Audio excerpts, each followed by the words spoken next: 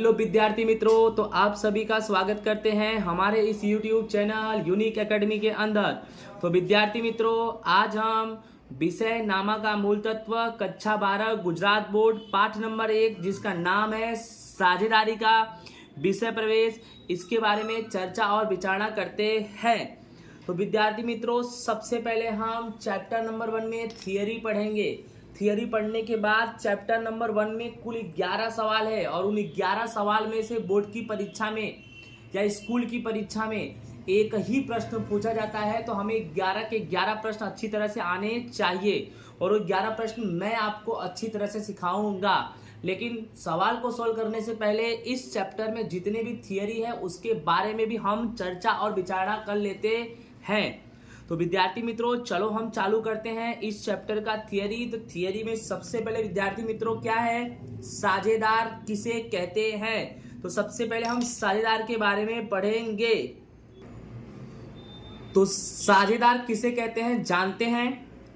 तो साझेदार अर्थात साझेदारी में सम्मिलित व्यक्ति को व्यक्तिगत रूप से साझेदार कहते हैं। तो विद्यार्थी मित्रों, साझेदार अर्थात क्या, तो साझेदारी में जितने भी व्यक्ति सम्मिलित होते हैं उन सभी व्यक्तियों को किस रूप से, व्यक्तिगत रूप से, किस रूप से, व्यक्तिगत रूप से हम साझेदार कहेंगे।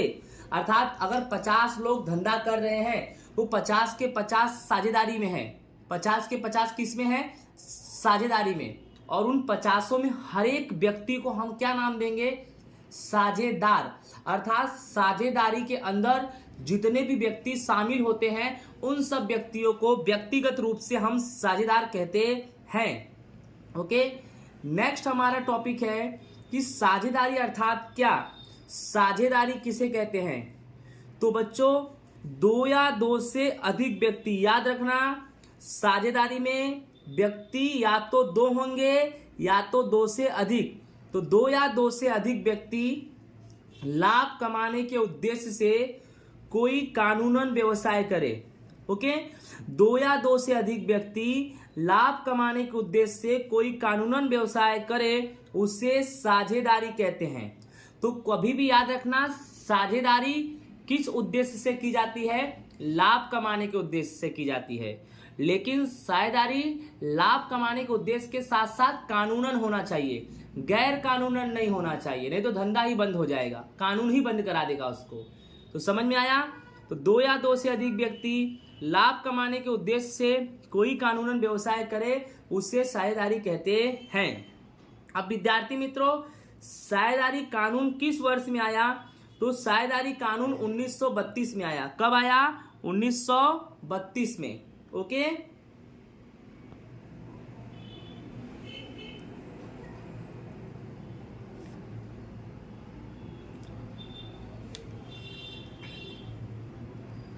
नेक्स्ट विद्यार्थी मित्रों हमारा क्या है, साझेदारी के लक्षण।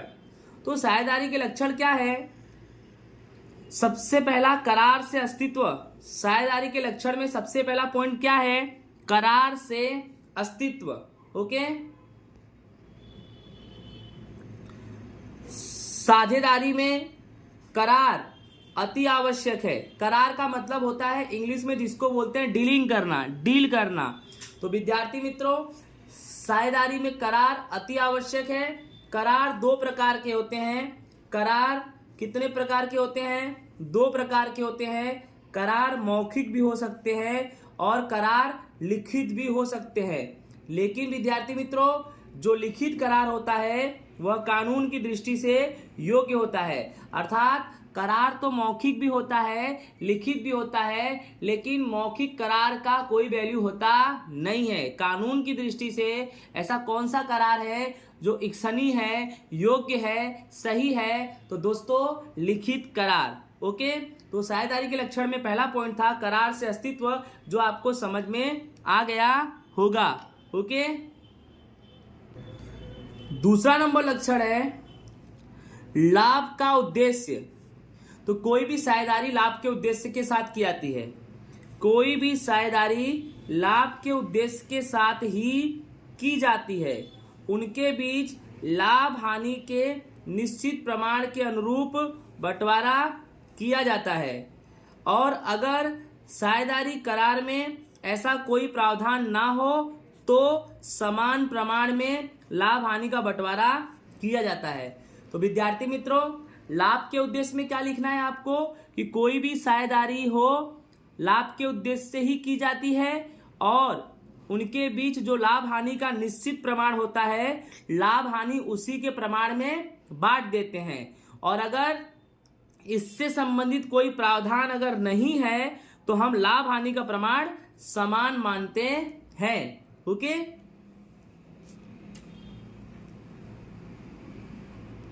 नेक्स्ट हमारा क्या है, वैधानिक धंधा। वैधानिक धंधा तो साझेदारी कानून के अनुसार होनी चाहिए, कानून के नीति नियमों के अनुसार चलनी चाहिए। उसके बाद दोस्तों 4 नंबर, एक दूसरे के एजेंट। तो बच्चों, साझेदारी में जितने भी साझेदार होते हैं सभी साझेदार एक दूसरे के साथ मिलकर काम करते हैं, अर्थात सभी साझेदार एक दूसरे के एजेंट होते हैं। तो साझेदारी में देखा जाए जितने भी साझेदार होते हैं विद्यार्थी मित्रों, सभी लोग एक दूसरे के साथ मिलजुल कर काम करते हैं, अर्थात दूसरे शब्दों में कहे तो सभी साझेदार दूसरे साझेदारों के एजेंट होते हैं। 5वां नंबर है सदस्य संख्या। तो कंपनी कानून 2013 कलम 464 के अनुसार साझेदारों की संख्या 100 से कम होनी चाहिए। किससे कम होनी चाहिए? 100 से। फिर कंपनी कानून 2014 कलम 10 के अनुसार साझेदारों की महत्तम संख्या निश्चित कर दी गई है कि साझेदारों की संख्या ज्यादा से ज्यादा 50 होनी चाहिए, 50 से ज्यादा नहीं। तो 2013 के अनुसार कलम 64 के अनुसार साझेदारों की संख्या 100 से कम होनी चाहिए, लेकिन कंपनी कानून 2014 बोलता है कि साझेदारों की महत्तम संख्या 50 होनी चाहिए, 50 या 50 से कम, 50 से ज्यादा नहीं। नेक्स्ट अपना है अमर्यादित जिम्मेदारी। तो साझेदारों की जो जिम्मेदारी होती है दोस्तों अमर्यादित होती है, अर्थात निश्चित नहीं होती है। कारण कि साझेदारी कानून के अनुसार अगर पेढ़ी की दायित्व पेढ़ी की संपत्तियों को बेचकर नहीं चुकाया जा सकता। क्या बोला गया है, ध्यान समझना। साझेदारी कानून के अनुसार जो पेढ़ी का दायित्व है, जो पेढ़ी का कर्जा है, वह कर्जा पेढ़ी की संपत्तियों को बेचकर नहीं चुकाया जाएगा, बल्कि वह दायित्व को चुकाने के लिए साझेदार को अपनी निजी संपत्ति बेचनी पड़ती है। तो समझ जाओ, अमर्यादित जिम्मेदारी में आपको क्या लिखना है कि पहले तो साझेदारों की जिम्मेदारी अमर्यादित होती है, राइट। कारण कि साझेदारी कानून के अनुसार अगर पेढ़ी का कोई भी दायित्व है, पेढ़ी को कोई भी कर्जा चुकाना है, तो पेढ़ी की संपत्ति को बेचकर पेढ़ी का कर्जा नहीं चुकाओगे, बल्कि साझेदार अपनी निजी संपत्ति को बेचकर पेढ़ी का कर्जा चुकाएगा। उसके बाद क्या है, पेढ़ी की मालिकी और संचालन। तो जितने भी साझेदार होते हैं वो धंधे के मालिक भी होते हैं, और वे धंधे के मालिक के साथ साथ धंधे का संचालन भी करते हैं, अर्थात साझेदार धंधे के मालिक भी होते हैं और धंधे का संचालन भी करते हैं। उसके बाद क्या है, साझेदारी पेढ़ी किसे कहते हैं? तो जहां पर साझेदारों का सह अस्तित्व हो उसे साझेदारी पेढ़ी कहते हैं, अर्थात जहां पर साझेदार दिखाई देते हो, जहां पर साझेदारों का सह अस्तित्व हो उसे साझेदारी पेढ़ी कहते हैं। नेक्स्ट हमारा टॉपिक क्या है कि साझेदारी करार पत्र अर्थात क्या। तो दोस्तों, साझेदारों के बीच भविष्य में कोई भी झगड़ा, कोई भी मतभेद उत्पन्न ना हो, इस उद्देश्य से वर्तमान में किया जाने वाला करारनामा साझेदारी करार पत्र कहलाता है। तो दोस्तों, साझेदारों के बीच भविष्य में कोई झगड़ा ना हो, कोई मतभेद ना हो, उनके बीच कोई मनोमुटाव ना हो, तो भविष्य का चिंता जो भी है उस चिंता का समाधान करने के लिए साझेदारों के बीच वर्तमान में ही जो उनके बीच नियम शर्तों के अधीन जो करारनामा बनाया जाता है उसी को हम बोलते हैं साझेदारी करार पत्र। अर्थात ये वर्तमान में करार पत्र बना दोगे तो साझेदारों के बीच भविष्य में कोई झगड़ा नहीं होगा। जैसे कि वर्तमान में ही करार पत्र में बता दिया जाएगा कि ए को 60% लाभ मिलेगा और बी को 40%, क्योंकि ए का इन्वेस्टमेंट धंधे में ज़्यादा होगा, बी का कम होगा, तो लोगों ने आपस में करार कर दिया कि ए का इन्वेस्टमेंट ज़्यादा है तो ए को लाभ ज़्यादा मिलेगा, बी का इन्वेस्टमेंट कम है तो बी को लाभ कम मिलेगा। इस प्रकार वो लोग करार कर लेंगे, तो भविष्य में कभी वो लोग इस बात को लेके झगड़ा नहीं करेंगे कि तुम्हें कितना ज़्यादा मिल रहा है, मुझे कितना कम मिल रहा है। ठीक है। और अगर एग्जाम में पूछे कि साझेदारी करार पत्र तैयार करने के उद्देश्य बताओ, तो याद रखना साझेदारी करार पत्र तैयार करने का उद्देश्य अर्थात साझेदारी करार पत्र ही होता है। तो एग्जाम में कभी भी पूछे कि साझेदारी करार पत्र तैयार करने का उद्देश्य क्या है, तो आपको साझेदारी करार पत्र की परिभाषा लिख देने की। समझ में आया? कभी भी एग्जाम में पूछे साझेदारी करार पत्र तैयार करने का उद्देश्य, तो इसी साझेदारी करार पत्र की परिभाषा लिख देने का आपका वही उसका उत्तर माना जाएगा। ठीक है, आगे चलते हैं। नेक्स्ट क्वेश्चन विद्यार्थी मित्रों क्या है हमारा कि साझेदारी करार पत्र में किन किन बातों का समावेश होता है। तो साझेदारी करार पत्र में साझेदारों की जानकारी का समावेश होता है, अर्थात साझेदारी करार पत्र में साझेदारों के बारे में जानकारी, पेरी के विवरण के बारे में जानकारी, धंधे का प्रकार कैसा है, साझेदारी का प्रारंभ कब हुआ, पूंजी कितना है, पूंजी पर ब्याज, आहरण, आहरण पर ब्याज, लाभ हानि का वितरण, फिर साझेदारों का वेतन, साझेदारों का बोनस, साझेदारों का कमीशन, उसके बाद ख्याति, उसके बाद साझेदारों का प्रवेश, उसके बाद साझेदारों की निवृत्ति और लास्ट में पेढ़ी का विसर्जन। इन शॉर्ट दोस्तों हम ऐसा बोल सकते हैं कि साझेदारी करार पत्र में धंधे के शुरुआत से लेकर धंधे के अंत तक की जानकारी होती है। अर्थात साझेदारी करार पत्र एक ऐसा करारनामा है जिसमें धंधे के शुरुआत से लेकर धंधे के अंत तक की जानकारी का उल्लेख होता है। आप समझ में गए होंगे। आगे चलते हैं। नेक्स्ट दोस्तों हमारा टॉपिक क्या है कि पूंजी किसे कहते हैं। तो व्यवसाय का मालिक धंधे में नकद, माल और सेवा जब ले आए, याद रखना व्यवसाय का मालिक धंधे में नकद, माल और सेवा जब ले आए तो वह क्या कहलाएगी, पूंजी कहलाएगी। अब जानो कि पूंजी पर जो ब्याज होता है वो साझेदार के लिए क्या होता है और साझेदारी पेढ़ी के लिए क्या होता है। तो पूंजी पर ब्याज साझेदारों के लिए आवक होता है। क्यों? जब कोई साझेदार धंधे में पूंजी लाएगा तो उसको उस पूंजी पर ब्याज मिलेगा, यानी ये आवक है। और पेढ़ी के लिए क्या है, खर्च, क्योंकि पेढ़ी पूंजी पर ब्याज क्या करती है, चुकाती है। अगर धंधे में पूंजी आती है तो पेढ़ी उस पर ब्याज चुकाती है। तो पेढ़ी के लिए खर्च और साझेदार के लिए आवक है। नेक्स्ट हमारा है आहरण किसे कहते हैं। तो पूंजी का एकदम उल्टा, व्यवसाय का मालिक धंधे में नकद, माल और सेवा ले जाए तब उसे आहरण कहेंगे। बोलो आहरण किसे बोलेंगे, जब व्यवसाय का मालिक धंधे में नकद, माल और सेवा ले जाए, ले आए नहीं, ले जाए तो उसे आहरण कहेंगे। अब आहरण के बारे में भी जान जाओ कि जो आहरण पर ब्याज है वो साझेदार के लिए क्या है। तो आहरण पर ब्याज साझेदार के लिए खर्च है और आहरण पर ब्याज साझेदारी पेढ़ी के लिए आवक है। क्यों? आहरण पर ब्याज साझेदार के लिए खर्च क्यों है कि कोई भी साझेदार अगर धंधे में से आहरण करता है तो उसे ब्याज चुकाना पड़ेगा, तो इसलिए उसके लिए खर्च है। और साझेदारी पेढ़ी के लिए आवक क्यों है कि साझेदार आहरण करेगा तो ब्याज चुकाएगा किसको, पेढ़ी को, तो पेढ़ी के लिए क्या हो जाएगा, आवक हो जाएगा। ओके, नेक्स्ट आगे चलते हैं। पूंजी खाता रखने की पद्धतियां। तो पूंजी खाता रखने की कितनी पद्धतियां हैं दोस्तों, 2 पद्धतियां हैं। पहला पद्धति स्थिर पूंजी खाता पद्धति, दूसरा पद्धति अस्थिर पूंजी खाता पद्धति। ठीक है।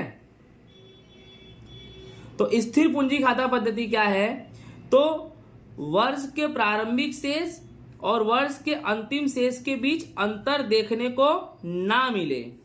क्या भाई, ना मिले।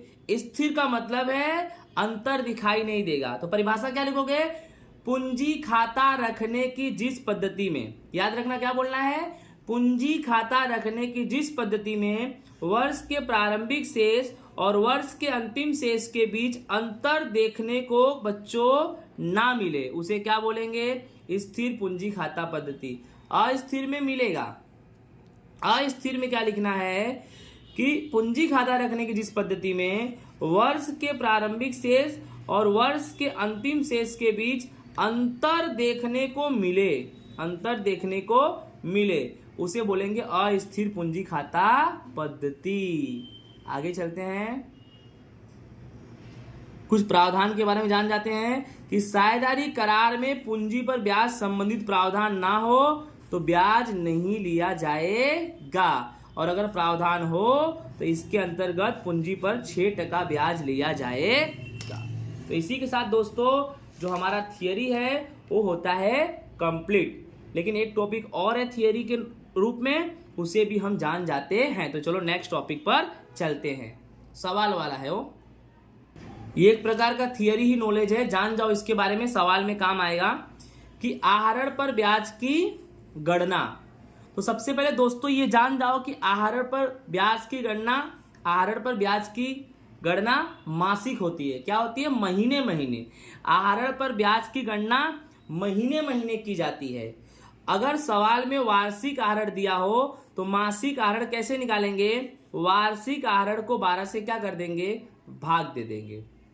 फिर ये भी जानो एन यानी क्या होता है? समय, वर्ष।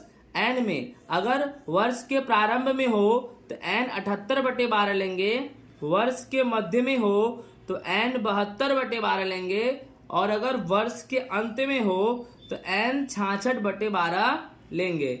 इस तरह से आहरण का ब्याज आई बराबर सूत्र PRN/100 होता है। आई बराबर होता है ब्याज, P बराबर मूलधन, मूलधन यानी क्या? मासिक आहरण, और R बराबर होता है ब्याज का दर, और N बराबर दोस्तों समय। तो इसी के साथ हमारा थियरी का टॉपिक होता है पूरा।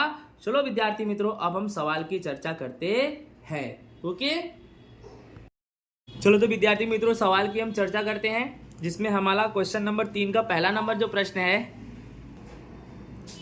पहला नंबर हमारा प्रश्न है कि एक साझेदारी पेढ़ी में प्रति मास के अंत में, मैंने अंडरलाइन कर दिया, प्रति मास के अंत में एक समान रकम का आहरण करता है।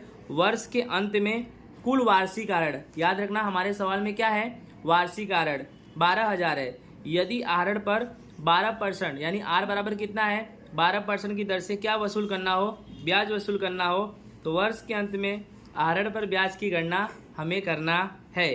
तो विद्यार्थी मित्रों सवाल में सबसे पहले याद रखना प्रति मास के अंत में है तो n बराबर हम कितना लेंगे? 66/12, और वार्षिक आहरण दिया है 12,000, तो हम मासिक आहरण कैसे निकालेंगे? 12,000 को 12 से क्या कर देंगे? भाग दे देंगे, और R बराबर हमारा कितना है? 12%। तो चलो हम सवाल पर चलते हैं। ओके, तो सबसे पहले हमारा वार्षिक आहरण कितना दिया है? 12,000। तो सबसे पहले हम क्या निकालेंगे? मासिक आहरण। मासिक आहरण कैसे निकालेंगे? 12,000 को हम 12 से क्या कर देंगे? भाग दे देंगे, तो हमारा मासिक आहरण कितना निकल गया? 1,000। कितना निकला? 1,000। अब सवाल में बोला है कि वर्ष के अंत में, वर्ष के अंत में यानी n बराबर हम कितना ले लेंगे? 66/12, और तुम्हारा ब्याज का दर कितना दिया है? 12%। ओके, अब हम ब्याज निकालेंगे। आई का सूत्र क्या होगा? PRN/100। तो P हमारा कितना होगा? 1,000, यानी मासिक आहरण को ही हम P बोलेंगे। तो हमारा मासिक आहरण कितना है? 1,000, यानी P की जगह पे हम कितना ले लेंगे? 1,000। गुणे हमारा R कितना है? तो सवाल में R दिया है, R है 12%, तो 12 और बट्टे में क्या लगा देंगे? 100। ओके, फिर उसके बाद गुणे N, N हम कितना लेंगे? वर्ष के अंत में बोला है, तो वर्ष के अंत में यानी N बराबर कितना लेंगे? 66/12। तो हमने लिख दिया 66/12, यानी 1,000 गुणे 12/100 गुणे में 66/12 का सॉल्यूशन करेंगे तो 660 आएगा। इस तरह से आहरण पर ब्याज 660 रुपये होगा। इसी तरह से हमारा क्वेश्चन नंबर 1 होता है पूरा। ओके, नेक्स्ट क्वेश्चन नंबर 2 पर हम चलते हैं। दूसरा नंबर हमारा क्वेश्चन है, अमृता और दिव्या एक साझेदारी पेढ़ी के साझेदार हैं, उनके पूंजी का अनुपात 3:2 है। तो हम सवाल में पूंजी का अनुपात ध्यान में नहीं लेंगे, ठीक है। अमृता को उसका कमीशन घटाने के बाद शुद्ध लाभ पर कितना % कमीशन देना है? 8%। यदि वर्ष के अंत में पेढ़ी का लाभ कितना है 96,876, तो अमृता को कितनी रकम मिलेगी। तो दोस्तों ये है कमीशन वाला सवाल और हम कमीशन वाले सवाल को स्टेप बाय स्टेप सोल्व करेंगे। पहले तो याद रखना पूंजी के अनुपात को हमको ध्यान में नहीं लेना है, उसकी जगह पर हम समान प्रमाण 1:1 ध्यान में लेंगे और कमीशन हमारा 8% है और पेढ़ी का लाभ है 96,876। ओके चलो सवाल सॉल्व करते हैं। तो क्वेश्चन नंबर 2 कमीशन वाला सवाल। सबसे पहले अमृता को ए मान लिया, दिव्या को डी मान लिया। पूंजी का प्रमाण ध्यान में नहीं लेंगे। कौन सा प्रमाण ध्यान में लेंगे 1:1, ये है हमारा लाभ हानि का प्रमाण और पूंजी के प्रमाण को हम ध्यान में नहीं लेंगे। सबसे पहला नंबर स्टेप इसमें क्या है, पहला नंबर स्टेप है कमीशन ज्ञात करेंगे। कमीशन का सूत्र होगा शुद्ध लाभ गुणे में कमीशन प्रतिशत बटे में 100 प्लस कमीशन प्रतिशत। तो शुद्ध लाभ आपका कितना है पेढ़ी का लाभ 96,876 गुणे कमीशन परसेंट 8 बटे में 100 प्लस कमीशन यानी 100 प्लस 8। अगर इसका सॉल्यूशन आप करते हो तो 7,176 रुपये आएगा। कितना आएगा 7,000 यानी 96,876 गुणे में 8 बटे में 100 प्लस 8 यानी 108। इसका सॉल्यूशन करते हो तो 7,176 रुपये आएगा। Step number 1 complete. नेक्स्ट हमारा स्टेप नंबर 2 है। स्टेप नंबर 2 में हम क्या याद करेंगे वितरण पात्र लाभ। इसका सूत्र होता है शुद्ध लाभ माइनस कमीशन। शुद्ध लाभ आपका कितना दिया है 96,876 और कमीशन कितना निकला 7,176, घटाएंगे तो 89,700 आ गया तुम्हारा क्या वितरण पात्र लाभ। अब नेक्स्ट इसमें स्टेप नंबर 3 हमारा क्या है कि साझेदारों का रकम का वितरण। तो साझेदार 2 है अमृता और दिव्या। अब वितरण किससे करेंगे वितरण पात्र लाभ से करेंगे। तो 89,700 का आधा आधा कर देंगे यानी दोनों का प्रमाण कितना लिया है हमने 1:1। तो 89,700 गुणे 1/2 44,850, 89,700 गुणे 1/2 44,850, मतलब दोनों का समान समान। अब हमें क्या ज्ञात करना है अमृता का कुल रकम ज्ञात करना है। तो अमृता का लाभ का भाग कितना आया 44,850, तो उसका कुल रकम हम ज्ञात करते हैं। नेक्स्ट स्टेप हमारा है स्टेप नंबर 4। स्टेप नंबर 4 में हमारा क्या है साझेदार को प्राप्त कुल रकम और किसका निकालना है अमृता का। तो साझेदार का भाग प्लस कमीशन। तो अमृता का भाग कितना है 44,850 और कमीशन 7,176 जोड़ेंगे तो 52,026, ये तुम्हारा आएगा बच्चों आंसर। इसी के साथ हम क्वेश्चन नंबर 3 पर चलते हैं। क्वेश्चन नंबर 3 हमारा है विस्मय अभिजीत कुणाल 3:2:4 के प्रमाण में लाभ हानि बांटने वाले साझेदार हैं। मैनेजर को उनका कमीशन देने के बाद लाभ का 10% कमीशन देना है और अभिजीत के भाग में कितना आ रहा है 30,000 आ रहा है लाभ। तो मैनेजर के कमीशन का क्या करना है गणना करना है। ठीक है।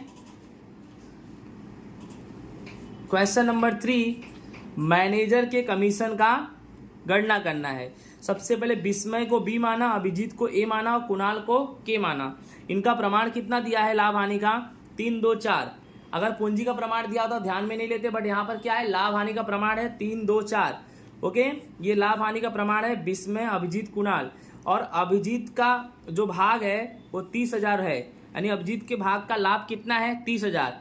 अब अभिजीत का हिस्सा कितना है 2, तो 2 पे लाभ का भाग कितना है 30,000। और विद्यार्थी मित्रों कुल हिस्सा 3, 2, 5 और 4 9, तो 9 पे क्या करेंगे क्वेश्चन मार्क। तो 9 गुणे 30,000, तो 9 गुणे 30,000 और बटे में क्या लगाएंगे 2, तो 30,000 गुणे 9 बटे 2 करेंगे तो 1,35,000 रुपये आएगा। कितना आएगा 1,35,000।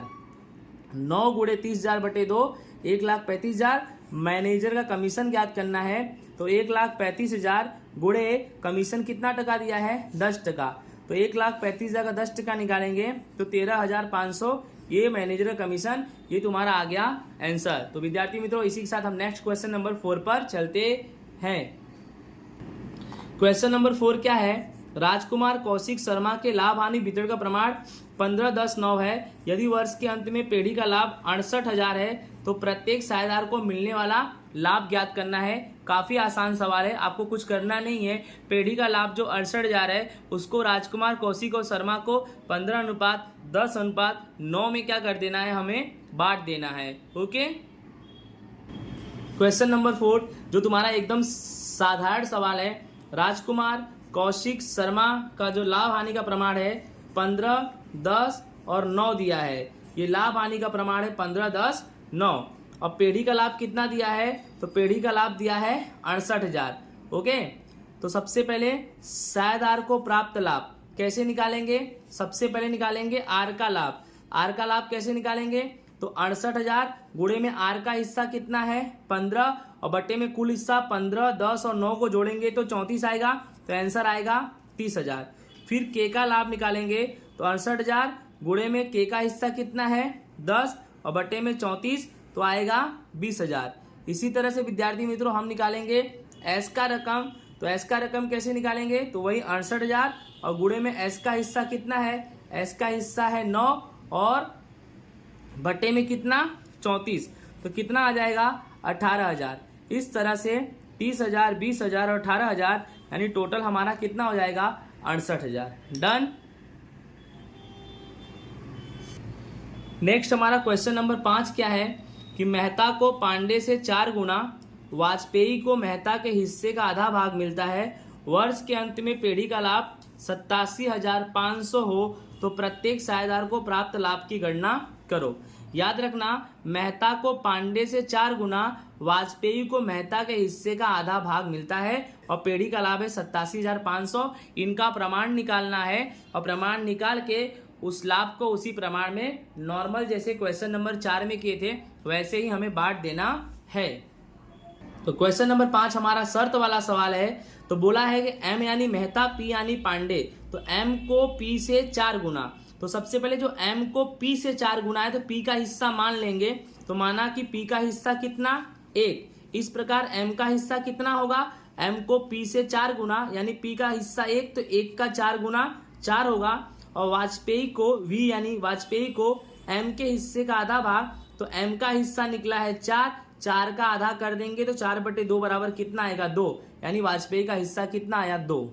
ठीक है, इस तरह से मेहता, पांडे, वाजपेयी। तो सबसे पहले विद्यार्थी मित्रों मेहता का हिस्सा कितना है 4 और पांडे जी का हिस्सा कितना है 1 और वाजपेयी का हिस्सा कितना है 2। तो 4, 1, 2 ये लाभ हानि का प्रमाण निकल गया। और पेढ़ी का लाभ कितना दिया है 87,500, इसको लाभ हानि के प्रमाण में हम बांट देंगे। तो एम का लाभ कैसे निकलेगा, तो 87,500 गुणे में 4 बटे में कुल हिस्सा 4 और 1 5 और 2 7, तो 87,500 गुणे 4 बटे में 7 50,000 आएगा। फिर निकालेंगे पी का लाभ, तो 87,500 गुणे पी का हिस्सा 1 बटे में 7 तो 12,500। उसी तरह हम निकालेंगे वी का, तो 87,500 और वी का हिस्सा तुम्हारा कितना है 2, तो 87,500 गुणे 2 बटे 7 तो 25,000 आएगा और सबको जोड़ोगे तो वही तुम्हारा 87,500 आ जाएगा।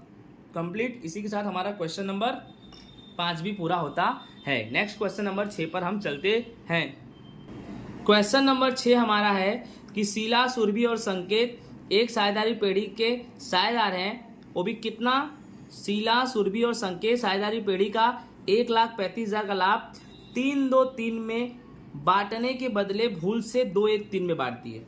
सिंपल सी बात है, शीला, सुरभि, संकेत एक साझेदारी पेढ़ी के साझेदार हैं, उनका लाभ 1,35,000 है, उनको बांटना था 3-2-3 में, भूल से बांट किस में दिए 2-1-3 में, और भूल सुधार की प्रविष्टि भी देनी पड़ेगी, रोजनामचा भी लिखना पड़ेगा। तो दोस्तों पेढ़ी का लाभ 1,35 है, 3-2-3 में बांटने के बदले भूल से 2-1-3 में बांट दिया, यानी सही प्रमाण 3-2-3 है और गलत प्रमाण 2-1-3 है। करना कैसे है देखते हैं। तो क्वेश्चन नंबर 6 हमारा है सही और गलत प्रमाण, सही और गलत प्रमाण। ओके, तो सबसे पहले पेढ़ी का लाभ कितना दिया है 1,35,000। ओके, अब ये देखो S0 मतलब शीला, S1 यानी सुरभि और S2 यानी संकेत। सही प्रमाण कितना है 3-2-3, गलत प्रमाण कितना है 2-1-3। कोष्टक बनाएंगे हम, विवरण S0 S1 S2 कुल। पहले तो सही प्रमाण 3-2-3 है, तो क्या करेंगे विद्यार्थी मित्रों 1,35,000 को 3-2-3 में बांटेंगे। कैसे बांटेंगे ध्यान देना। 1,00,000 पहले S0 कैसे निकला, ये 50,625 कैसे निकला, 1,35,000 गुणे में 3 बटे में कुल हिस्सा, क्योंकि सही प्रमाण है ना, सही 3 बटे में कुल हिस्सा 3-2-5-3 8, 1,35,000 गुणे 3 बटे में 8 तो 50,625, 1,35,000 गुणे 2 बटे में 8 तो 33,750, 1,35,000 गुणे 3/8 तो 50,625, क्योंकि यहाँ भी 3 है यहाँ भी 3 है, तो 50,625 यहाँ भी, 50,625 यहाँ भी। इन सब के आगे दे दो प्लस प्लस प्लस और सबको जोड़ोगे तो 1,35,000 ये भी प्लस, क्योंकि ये सही प्रमाण है तो उसको दे देंगे प्लस। फिर क्या करेंगे, गलत प्रमाण 2, 1, 3 को लिखेंगे। अब इसी 1,35,000 को 2, 1, 3 में बांटेंगे। अब गलत प्रमाण में आओ तो S0 का कैसे निकलेगा 45,000, 1,35,000 गुणे में 2 बटे में कुल हिस्सा 2 और 1 3 3 6 तो 45,000 आया। ठीक है, 1,35 गुणे में 1 बटे में 6 तो 22,500 आया। 1,35 गुणे में 3 बटे में 6 67,500 आया। और गलत प्रमाण सबके आगे माइनस माइनस माइनस, इन सबको जोड़ेंगे तो 1,35,000, इसके आगे भी क्या लगा देंगे, माइनस लगा देंगे। फिर अंतर की रकम करेंगे। अंतर की रकम कैसे निकालेंगे, ध्यान देना, प्लस माइनस माइनस, 50,625 में से 45 घटाएंगे तो 5,625 प्लस में आएगा, क्योंकि 50,625 बड़ा है। प्लस माइनस माइनस, 33,750 में से 22,500 घटाएंगे तो 11,250 आएगा। बड़ी संख्या 33,750 है, ये बड़ा है तो चिन्ह प्लस का आएगा। 50,625 प्लस माइनस माइनस, 50,625 67,500, 67,500 में से 50,625 घटाएंगे 16,875 आएगा। बड़ी संख्या 67,500 है, उसका चिन्ह माइनस है तो आंसर माइनस में आएगा। इन सबको प्लस करेंगे 1,35 ये भी माइनस, तो प्लस माइनस माइनस 0 हो गया। ओके, अब देखो ध्यान से, प्रविष्टि लिखनी। तो प्रविष्टि में हमें क्या करना है कि जिसका उत्तर माइनस में है उसको उधार करेंगे, जिसका उत्तर प्लस में है उसको जमा करेंगे। तो माइनस में किसका उत्तर है, S2 का, तो S2 को उधार करेंगे और S0 S1 दोनों प्लस में, तो इसको क्या करेंगे, जमा करेंगे। तो देखो ध्यान से, S2 का पूंजी ओब्लिक चालू खाता उधार 16,875, S0 का पूंजी ओब्लिक चालू खाता जमा 5,625, S1 का पूंजी ओब्लिक चालू खाता जमा 11,250। तो आई होप दोस्तों आपको ये सवाल अच्छे से समझ में आया होगा। इसी के साथ हम चलते हैं question number next, question number 7 पर। क्वेश्चन नंबर 7 हमारा क्या है, राम, रहीम और ईसु एक साझेदारी पेढ़ी के साझेदार हैं। 1/4/16 को उनकी पूंजी 60,000, 40,000, 50,000 थी। वर्ष के अंत में लाभ का वितरण करने के बाद मालूम पड़ा कि पूंजी पर ब्याज 6% की दर से गिनना रह गया है और भूल सुधार की प्रविष्टि करनी है। तो सबसे पहले राम की पूंजी 60 है, रहीम का 40 है और ईसु का 50,000 है, और पूंजी पर कितना ब्याज गिनना रह गया, 6% ब्याज गिनना रह गया। तो चलो ये सवाल को हम समझते हैं।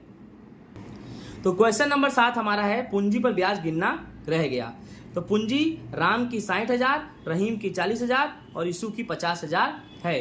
कोष्टक बनाएंगे, विवरण, राम, रहीम, ईसु और कुल। सबसे पहले पूंजी पर 6% ब्याज गिनेंगे। तो राम की पूंजी 60,000, 60,000 का 6%, 3,600, 40 का 6%, 2,400, 50 का 6%, 3,000। ऊपर वाले को हमेशा याद रखना, ऊपर वाले को हमें प्लस देना पड़ेगा। तो प्लस प्लस प्लस 3,600, 2,400, 3,000 को जोड़ेंगे तो कितना आएगा, 9,000 आएगा।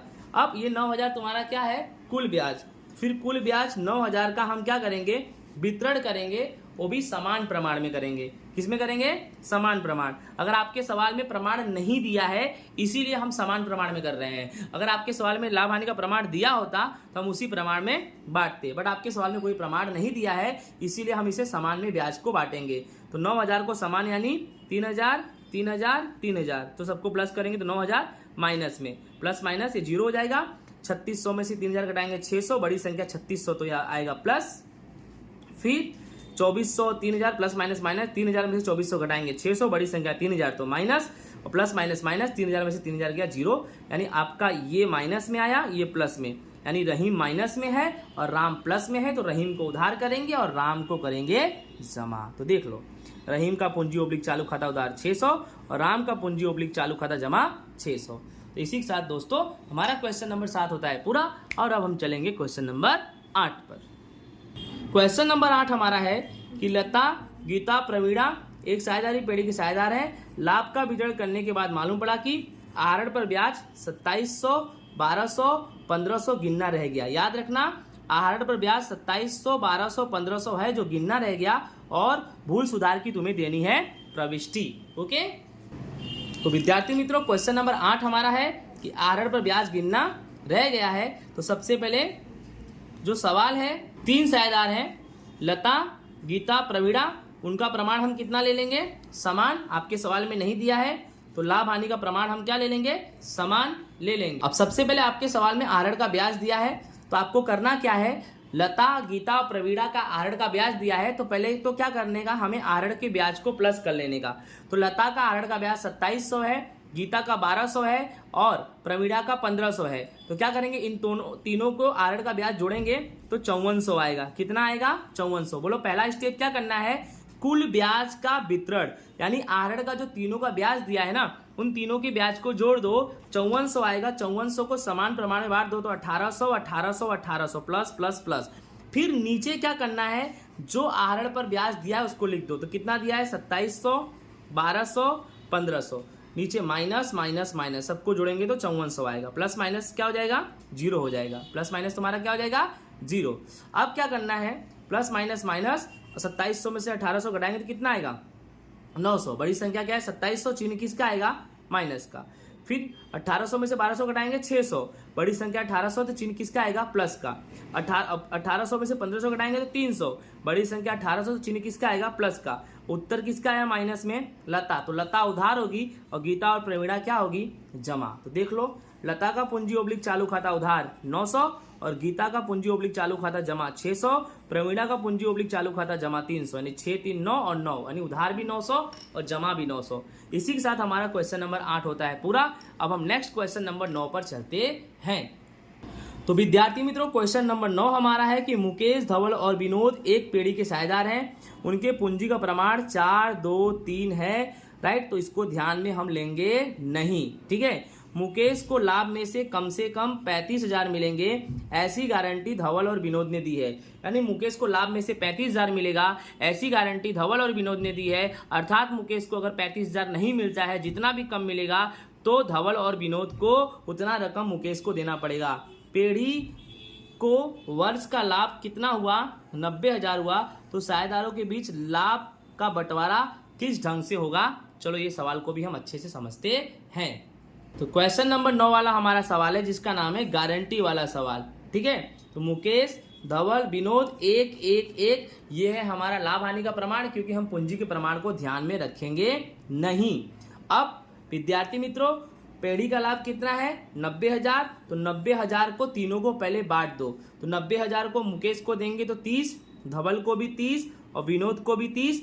30 और 30 सबको प्लस करेंगे तो 90,000 आएगा। इतना तो आपको मालूम पड़ गया। अब आपको पता है कि मुकेश को कितना मिलेगा, 35,000, बट मुकेश को कितना मिल रहा है, 30,000। तो कितना नहीं मिला, 5,000 कम पड़ा ना। तो हम क्या करेंगे, 5,000 का वितरण करेंगे, धवल और मुकेश देंगे। तो अब धवल और मुकेश का प्रमाण कितना मान लेंगे हम, 1 1। तो धवल का कैसे निकलेगा, 5,000 गुणे 1 बट्टे में 1 और 1 2, यानी 2500 धवल का निकला। और ठीक उसी प्रकार विनोद का भी निकलेगा, 5,000 गुणे 1 बट्टे में 2, तो 2500 किसका निकला, विनोद का निकला। धवल विनोद का 2500, यानी धवल मुकेश को 2500 देगा, विनोद मुकेश को 2500 देगा। तो देखो प्लस 2500 धवल और विनोद का, तो 2500 5,000, 5,000 में 30,000 जोड़ेंगे तो 35,000 मिल गया मुकेश को, डन। लेकिन ये दोनों ने 2500 दिया, तो इनमें से कटेगा, यानी माइनस होगा। तो डी का 30,000 है, 30,000 में से 2500 माइनस करेंगे तो 27,500, और फिर इस 30,000 में से इसमें भी 2500 माइनस करेंगे तो 27,500 आएगा। दोस्तों इस तरह से हमारा क्वेश्चन नंबर 9 होता है, गारंटी वाला पूरा। इसी के साथ हम चलते हैं क्वेश्चन नंबर 10 पे। क्वेश्चन नंबर 10 हमारा है, रघुवीर की अंतिम पूंजी 80,000 है, चालू वर्ष का आहरण 12,500 है और लाभ 17,800 है। तो प्रारंभ की पूंजी पर 6% की दर से कितना ब्याज गिनना है। बहुत ही आसान सवाल है, चलो दोस्तों इसको भी समझते हैं। प्रारंभ की पूंजी पर 6% ब्याज गिनना है। कितना टका ब्याज गिनना है, 6% हमको ब्याज गिनना है। सवाल में अंतिम पूंजी दिया है 80,000, आहरण दिया है 12,500, लाभ दिया है 17,800। सबसे पहले आपको ब्याज गिनना है प्रारंभ की पूंजी पर। तो प्रारंभ की पूंजी का सूत्र होता है अंतिम पूंजी प्लस आहरण माइनस लाभ। अंतिम पूंजी प्लस आहरण माइनस लाभ। अंतिम पूंजी 80,000, आहरण 12,500 और माइनस लाभ 17,800। 80,000 और 12,500 को जोड़ के 17,800 घटाएंगे तो 74,700 तुम्हारा आया प्रारंभ की पूंजी। अब ब्याज देना है 6%, तो ब्याज 6%, तो 74,700 गुणे 6/100 तो 4482 ये तुम्हारा आएगा प्रारंभ की पूंजी पर ब्याज। तो यही तुम्हारा है आंसर। तो इसी के साथ हमारा क्वेश्चन नंबर 10 होता है पूरा। अब हम लास्ट क्वेश्चन नंबर 11 पे चलते हैं, उसी के साथ हमारे सवाल का भी हो जाएगा समापन। तो चलो विद्यार्थी मित्रों, हम लोग चलते हैं क्वेश्चन नंबर 11 पे।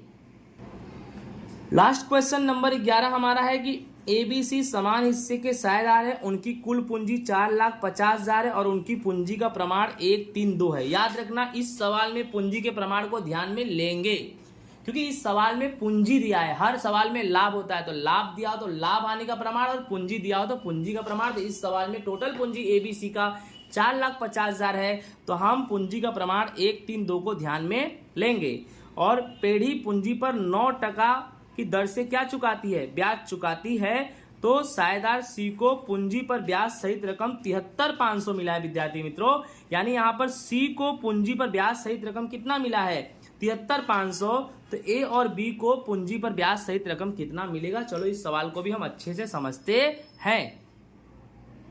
तो क्वेश्चन नंबर 11 पूंजी पर ब्याज सहित रकम वाला सवाल है। कुल पूंजी सवाल में दिया है 4,50,000। कोष्टक बनाएंगे क्वेश्चन नंबर 11 के लिए, विवरण A, B और C। सबसे पहले पूंजी का प्रमाण कितना दिया है विद्यार्थी मित्रों? 132। 4,50,000 को 132 में हम बांटेंगे। कैसे बांटेंगे? एक को तो 4,50,000 एक का हिस्सा एक, तो 4,50,000 गुणे में 1 बटे में 1 और 3 4 और 2 6, यानी कुल हिस्सा 6 है। तो 4,50,000 गुणे में 1 बटे में 6 75,000। 4,50,000 गुणे में 3 बटे में 6 2,25,000। 4,50,000 गुणे 2 बटे में 6 1,50,000 आएगा। ठीक है। अब पूंजी पर ब्याज कितना गिनना है? 9%। तो कैसे करना है? पूंजी पर आपको 9% गिनना है ब्याज। जैसे 75,000 है तो 75,000 का 9% 67,50। 2,25,000 का 9% 20,250। 1,50,000 का 9% कितना आएगा? 13,500 रुपये आएगा। ठीक है। उसके बाद हमारा कोष्टक होगा वितरण पात्र लाभ, और हमेशा कौन से प्रमाण में बांटेंगे? समान प्रमाण, क्योंकि आपके सवाल में लाभ हानि का प्रमाण दिया नहीं है, तो समान प्रमाण में बांटेंगे। पर किस तरह से करेंगे उसको भी हम ध्यान देते हैं। तो वितरण पात्र लाभ को समान प्रमाण में बांटेंगे। सबसे पहले आप में क्वेश्चन में दिया है कि C को पूंजी पर ब्याज सहित रकम कितना मिल रहा है? 73,500। आप चेक कर सकते हो, यहाँ पर लिखा है कि C को पूंजी पर ब्याज सहित रकम 73,500 मिलता है। तो हमें क्या करना है? C वाले कोष्टक में जाके पहले तो क्या करना है? 73,500 लिख देने का। अब 73,500 में से 13,500 घटाओगे तो कितना आएगा? 60,000। कितना आएगा?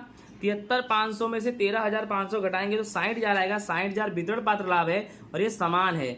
अगर इसका 60 है तो इसका भी 60 होगा और इसका भी 60 होगा। अब दिमाग लगाओ, अगर यहाँ 73,500 तो किस तरह से होगा? 60 में 13,500 जोड़ने पे 73,500 है, तो 60 में 20,250 जोड़ेंगे तो 80,250 आएगा, और 60 में 6,750 जोड़ेंगे तो 66,750 आएगा।